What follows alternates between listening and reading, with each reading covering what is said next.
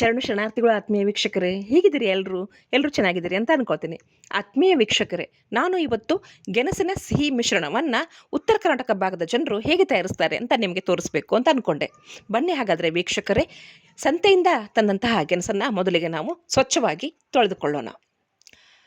ಸ್ವಚ್ಛವಾಗಿ ನಾವು ಈ ಗೆಣಸನ್ನು ತೊಳೆದುಕೊಳ್ಬೇಕಾಗತ್ತೆ. ಏಕೆಂದರೆ ಗೆಡ್ಡೆ ಗೆಣಸು ಭೂಮಿಯಲ್ಲಿ ಬೆಳೆಯೋದ್ರಿಂದ ಮಣ್ಣು ತುಂಬ ಅಂಟಿರುತ್ತೆ.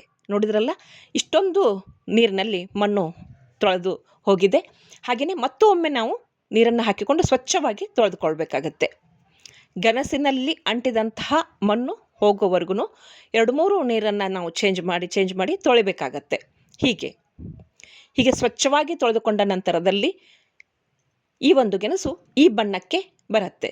ಮೊದಲೇ ಇದು ಇದೇ ಬಣ್ಣದ್ದಾಗಿರುತ್ತೆ, ಆದರೆ ಮಣ್ಣಿನಲ್ಲಿ ಇದು ಮಿಕ್ಸ್ ಆಗಿ ಆ ರೀತಿ ಕಲರ್ ಆಗಿರುತ್ತೆ. ಇವಾಗ ಸ್ವಚ್ಛವಾಗಿ ತೊಳೆದುಕೊಂಡಂತಹ ಗೆಣಸನ್ನು ನಾವು ಒಂದು ಕುಕ್ಕರಿಗೆ ಹಾಕಿಕೊಳ್ಳೋಣ.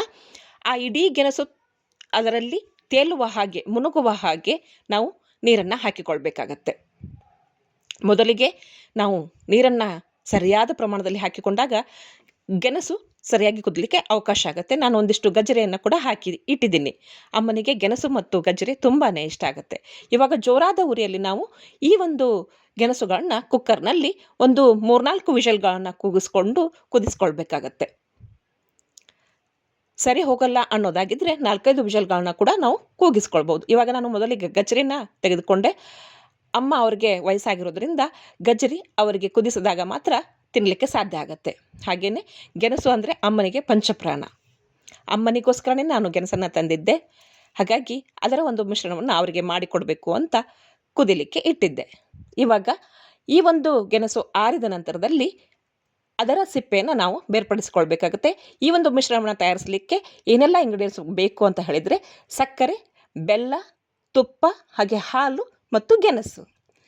ಈ 4 ಒಂದು ಸಾಮಗ್ರಿಗಳಿಂದ ನಾವು ರುಚಿಯಾಗಿ ಗೆಣಸಿನ ಮಿಶ್ರಣವನ್ನು ಮಾಡಿಕೊಳ್ಬಹುದು. ಬೆಲ್ಲ ಬೇಕು ಅನ್ನೋರು ಬೆಲ್ಲವನ್ನು ಹಾಕಿಕೊಳ್ಬಹುದು. ಸಕ್ಕರೆ ಬೇಕು ಅಂತ ಹೇಳಿದರೆ ಸಕ್ಕರೆಯನ್ನು ಹಾಕಿಕೊಳ್ಬಹುದು.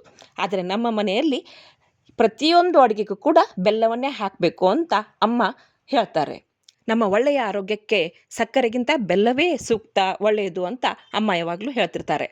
ಇವಾಗ ನಾವು ಗೆಣಸಿನಿಂದ ಎಲ್ಲ ಸಿಪ್ಪೆಯನ್ನು ಬಿಡಿಸಿಕೊಳ್ಬೇಕಾಗತ್ತೆ. ನಾನು 5-6 ಗೆಣಸುಗಳನ್ನ ಕುದಿಲಿಕ್ಕೆ ಹಾಕಿದ್ದೆ. ಹಾಗಾಗಿ ಎಲ್ಲ ಒಂದು ಗೆಣಸಿನ ಸಿಪ್ಪೆಯನ್ನು ನಾವು ಬೇರ್ಪಡಿಸಿಕೊಳ್ಬೇಕಾಗತ್ತೆ. ಅದು ಬೇಗ ಬಿಡೋದಿಲ್ಲ, ತುಂಬ ಅಂಟಂಟಾಗಿರುತ್ತೆ. ಹಾಗಾಗಿ ಈ ಒಂದು ಗೆಣಸನ್ನು ಸಿಪ್ಪೆಯನ್ನು ನಾನು ಬಿಡಿಸ್ಕೊಂಡಿದ್ದೀನಿ. ಅದು ತುಂಬ ಗಟ್ಟಿಯಾಗಿತ್ತು, ಹಾಗಾಗಿ ಅದು ಚಮಚದಿಂದ ಸರಿ ಹೋಗಲಿಲ್ಲ. ನಾನು ಕೈಯಿಂದನೇ ಈ ಒಂದು ಮಿಶ್ರಣವನ್ನು ತಯಾರಿಸ್ಕೊಳ್ತಾ ಇದ್ದೀನಿ. ಹೀಗೆ ಅದನ್ನು ಗೆಡ್ಡೆ ಗೆಣಸು ತುಂಬ ಗಟ್ಟಿಯಾಗಿರುತ್ತೆ ಅಲ್ವಾ, ಅದನ್ನು ಸರಿಯಾಗಿ ನಾವು ಮಿದ್ದಿಕೊಳ್ಬೇಕಾಗತ್ತೆ ಕೈಯಿಂದ ಅಥವಾ ಚಮಚದಿಂದ. ಹೀಗೆ ಸರಿಯಾಗಿ ನಾವು ಮೆದುವಾಗಿ ಅದನ್ನು ಸ್ಪೂನ್ನಿಂದ ಮಾಡಿಕೊಳ್ಬೇಕಾಗತ್ತೆ. ಚಮಚೆ ಸರಿ ಹೋಗೋದಿಲ್ಲ ಅನ್ನೋರಾಗಿದ್ದರೆ ನಾವು ಕೈಯಿಂದ ಕೂಡ ಇದನ್ನು ಮಾಡಿಕೊಳ್ಬಹುದು.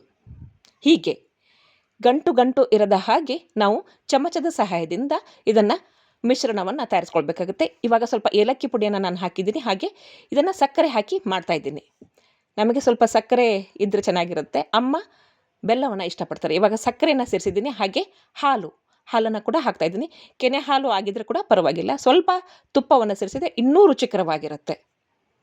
ಹೀಗೆ ಹಾಲು, ಸಕ್ಕರೆ, ತುಪ್ಪ, ಏಲಕ್ಕಿ ಪುಡಿಯನ್ನು ಹಾಕಿ ಈ ಒಂದು ಗೆಣಸಿನ ಜೊತೆಗೆ ಸರಿಯಾಗಿ ಮಿಕ್ಸ್ ಮಾಡಬೇಕಾಗತ್ತೆ ನಾವು. ಹೀಗೆ ಚಮಚದಿಂದ ಅದನ್ನು ತಿಕ್ಕಿ ನಾವು ಸರಿಯಾಗಿ ಮಿಶ್ರಣ ಅದರಲ್ಲಿ ಹೊಂದೋ ಹಾಗೆ ನೋಡಿಕೊಳ್ಬೇಕಾಗತ್ತೆ.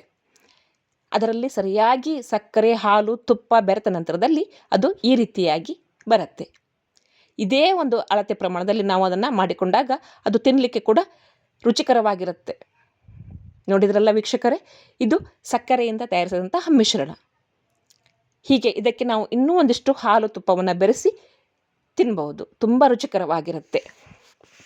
ನೋಡಿ, ಇವಾಗ ಸಕ್ಕರೆಯಿಂದ ತಯಾರಿಸಿದಂತಹ ಗೆಣಸಿನ ಮಿಶ್ರಣ ರೆಡಿಯಾಗಿದೆ. ತಿನ್ನೋದಕ್ಕೂ ಕೂಡ ತುಂಬ ರುಚಿಯಾಗಿರುತ್ತೆ. ಎಲ್ಲ ವಯೋಮಾನದವರು ತುಂಬ ಇಷ್ಟಪಟ್ಟು ಈ ಒಂದು ಗೆಣಸಿನ ಮಿಶ್ರಣವನ್ನು ಸೇವಿಸ್ತಾರೆ. ಹಾಗಾದರೆ ಬನ್ನಿ ವೀಕ್ಷಕರೇ, ಸಿಹಿ ಗೆಣಸಿನಲ್ಲಿ ಏನೆಲ್ಲ ಆರೋಗ್ಯಕರ ಅಂಶಗಳು ಅಡಗಿವೆ ಅಂತ. ಸಿಹಿಗೆಣಸಿನಲ್ಲಿ ಫೈಬರ್ ಹೆಚ್ಚಾಗಿದೆ, ಮ್ಯಾಗ್ನೀಷಿಯಂ ಹೇರಳವಾಗಿದೆ. ಇದು ಜೀರ್ಣಕ್ರಿಯೆಗೆ ಸಹಕಾರಿಯಾಗಿದೆ. ಹಾಗೆಯೇ ಇದರಲ್ಲಿ ವಿಟಮಿನ್, ಮಿನರಲ್ಸ್, ಪ್ರೋಟೀನ್ ಹೆಚ್ಚಾಗಿದೆ. ಹಾಗೆಯೇ ಇದು ಇಮ್ಯುನಿಟಿ ಸಿಸ್ಟಮ್ ಬೂಸ್ಟ್ ಮಾಡುತ್ತೆ. ಹಾಗೆ ಸಿಹಿಗೆಣಸಿನ ಸೇವನೆಯಿಂದ ಆರೋಗ್ಯಕರವಾಗಿ ತೂಕವನ್ನು ಹೆಚ್ಚಿಸಿಕೊಳ್ಬಹುದು. ಹಾಗೆ ಅಸ್ತಮಾ ಸಮಸ್ಯೆ ಇದರಿಂದ ದೂರ ಆಗುತ್ತೆ. ಹಾಗೆ ಇದರಲ್ಲಿ ಬಿಟಾ ಕೆರಟಿನ್ ಮತ್ತು ಆಂಟಿ ಆಕ್ಸಿಡೆಂಟ್, ವಿಟಮಿನ್ ಸಿ ಮತ್ತು B complex, vitamin iron immunity system boost ಮಾಡಲು ಸಹಕಾರಿಯಾಗತ್ತೆ. ಹಾಗೆಯೇ ಅಸ್ತಮಾ ಸಮಸ್ಯೆಗೂ ಇದು ರಾಮಬಾಣ.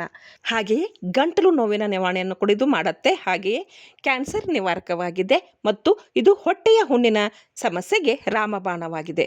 ಹಾಗೆಯೇ ಇದು ಡಿಹೈಡ್ರೇಷನ್ ಸಮಸ್ಯೆಗೆ ರಾಮಬಾಣವಾಗಿದೆ. ಇಷ್ಟೆಲ್ಲ ಒಳ್ಳೆಯ ಗುಣಗಳು ಇರತಕ್ಕಂತಹ ಸಿಹಿಗೆಣಸನ್ನು ನಾವು ಸೇವಿಸೋಣ. ಆತ್ಮೀಯ ವೀಕ್ಷಕರೇ, ಇವಾಗ ನಾನು ಬೆಲ್ಲದ ಒಂದು ಸಿಹಿಗೆಣಸಿನ ಮಿಶ್ರಣವನ್ನು ತಯಾರಿಸ್ತಾ ಇದ್ದೀನಿ. ನೀವು ಆಗಲೇ ನೋಡಿದ ಹಾಗೆ ನಾನು ಗೆಣಸನ್ನು ಮತ್ತೆ ಮಿದ್ದಿಕೊಂಡು ಗಂಟು ಇರದಂತೆ ನೋಡಿಕೊಂಡು ಅದಕ್ಕೆ ಬೆಲ್ಲವನ್ನು ಸೇರಿಸಿದ್ದೀನಿ.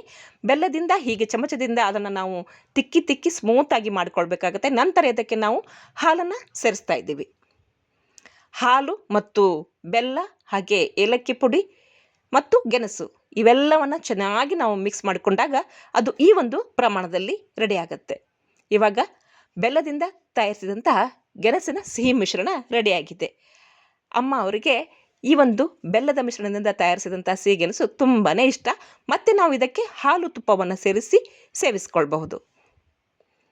ನೋಡಿದ್ರಲ್ಲ ಆತ್ಮೀಯ ವೀಕ್ಷಕರೇ, ಸಿಹಿಗೆಣಸಿನಿಂದ ನಾವು ಹೋಳಿಗೆಯನ್ನು ತಯಾರಿಸ್ತೀವಿ.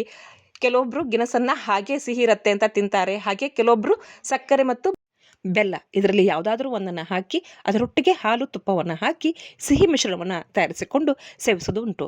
ಆತ್ಮೀಯ ವೀಕ್ಷಕರೇ, ಉತ್ತರ ಕರ್ನಾಟಕದ ಪುಟ್ಟ ಮಕ್ಕಳು ಈ ಗೆಣಸಿನ ಕುರಿತಾಗಿ ಒಂದು ಹಾಡನ್ನು ಹಾಡ್ತಾಯಿದ್ರು. ಅದು ನನಗೆ ಇವಾಗೂ ಕೂಡ ಕೇಳಿಸ್ಕೊಂಡದ್ದು ನೆನಪಿದೆ. ಅದು ಏನಾಗಿತ್ತು ಅಂತ ಹೇಳಿದರೆ, ಗೆಣಸಮ್ಮ ಗೆಣಸು ಅಂತ ತಾಯಿಗೆ ಆ ಹಾಡನ್ನು ಪುಟ್ಟ ಮಕ್ಕಳು ಹೇಳ್ತಾರೆ. ಗೆಣಸಮ್ಮ ಗೆಣಸು ಮಡಿಕೆಯಲ್ಲಿ ಹಾಕಿ ಕುದಿಸು, ಹಾಲು ಬೆಲ್ಲ ತುಪ್ಪ ಕಲಿಸು, ಕೈ ತುತ್ತು ಮಾಡಿ ಉಣಿಸಮ್ಮ ಅಂತ ಈ ಹಾಡನ್ನು ಮುದ್ದಾದ ಪುಟ್ಟ ಮಕ್ಕಳು ತಮ್ಮ ತಾಯಿಯನ್ನು ಕೇಳಿಕೊಂಡು ಹಾಡ್ತಾರೆ. ಹಾಗೆ ನಾನು ಮೊನ್ನೆ ಹಾಕಿದಂತಹ ಬಳುವಲ ಹಣ್ಣಿನ ಮಿಶ್ರಣ 8 ದಿನಗಳ ಕಾಲದವರೆಗೆ ಶೇಖರಣೆಯನ್ನು ಮಾಡಿಕೊಂಡು ಇಟ್ಕೊಳ್ಬಹುದು ವೀಕ್ಷಕರೇ.